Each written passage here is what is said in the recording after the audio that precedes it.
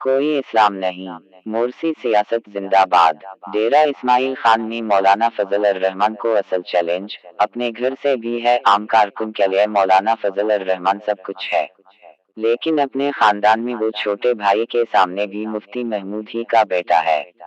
कारकुन के लिए मुफ्ती महमूद बहुत बड़ी शख्सियत है, लेकिन औलाद के लिए वालिद ही का दर्जा रखता है।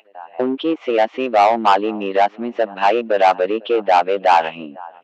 अता रहमान मौलाना साहब का सगा भाई हैं, बाकी तीन सौतेली मुंह से हैं। मौलाना के लिए सबसे ज्यादा दर्द सर भी सगा भाई बनता आया है। आजकल मौलाना साहब एक बार फिर उनके हाथों परेशान है, जिससे लगता है कि डेरा की निशस्त पर 2018 हमजा के वोट भी शायद इन्हें ना मिल सकी। मौलाना साहब अपने सगे भाई को बगैर किसी अहलियत के महज मुफ्ती महमूद के बेटे होने के नाते सूबाई अमीर बनाकर जमात पर मुसल्लित कर रखा है, ताकि ये मुंहफट घर की हद तक मुझसे बात करें और बाहर खामोश ही रहे।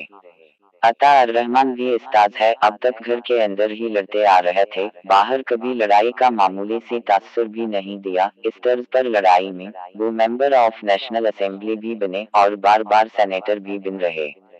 लेकिन अब सूरत हाल कुछ मुख्तलिफ दिखाई देने लगी है। अतार रहमान को असल में गुस्सा इस बात पर है कि मुआमला जब बेटों का आ जाए तो फिर इस तकसीम में भी बराबरी होनी चाहिए, कि सब मुफ्ती महमूद के पोते हैं। अभी तक छोटे भाई को मीरास में से कुछ हिस्सा नहीं मिला और मौलाना साहब अपने बेटों को नौजने लगे हैं। पहले भाइयों का हक है फिर बेटों का। यानी अतार रहमान का खामोश तौर पर यह दावा है कि अगर असजिद और असाद को दीगर हलकों से नामजद किया जा सकता है तो सूडान और सिल्वान में क्या खामी है। ये भी मुफ्ती महमूद ही के तो पोते हैं।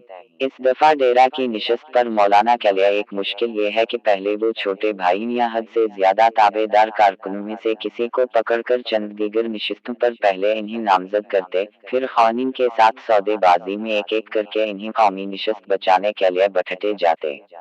इस दफा उनसे एक गलती तो ये सादिर हो गई कि 2018 हमजा में प्रेस ट्रस्ट ऑफ इंडिया की टिकट पर मौलाना साहब को शिकस्त देने वाले जुमिया के सैनिक के लिए 2018 हमजा में साबिक उम्मीदवार शेख याकूब 9 मई की झूठी केसेस से पेश की पनाह लेने के लिए जब एस्टैब्लिशमेंट ही की शाह पर परवेज खटक की पार्टी में शामिल हो गए तो मौलाना साहब की निगाह बसीरत ने हालात का दुरुस्त इदराक नहीं किया।